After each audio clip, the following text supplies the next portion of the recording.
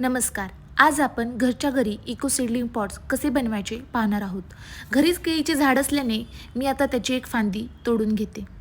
ही फांदी आता मी स्वच्छ पाण्याने धुवून घेतली. स्वच्छ पाण्याने धुवून घेतल्यावर आता आपण याचा मध्यभाग कापून घेऊया.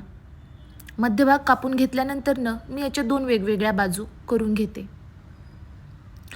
आता याची बाजू करून घेतल्यानंतरनं याचा आपण आयताकृती तुकडा अशा पद्धतीने रोल करूया.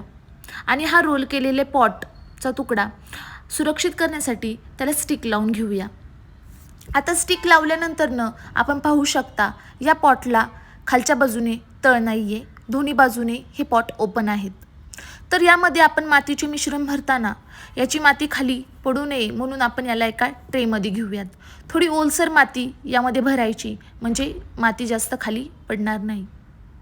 यामध्ये माती भरून घेऊया आणि माती भरल्यानंतरनं यामध्ये आपण सीड्स लावूया.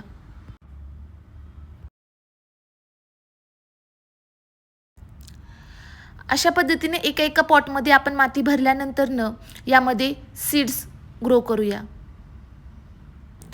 एका पॉटमध्ये सीड्स लावल्यानंतरनं थोड्या वेळाने याला पाणी द्यायचे.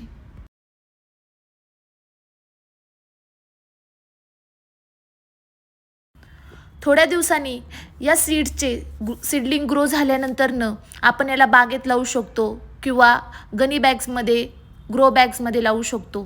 याला ट्रान्सप्लांटिंग करण्याची गरजसुद्धा नाही. अशा पद्धतीने एक सोपी आणि unique trick eco seedling pots आपण घरच्या घरी करू शकतो.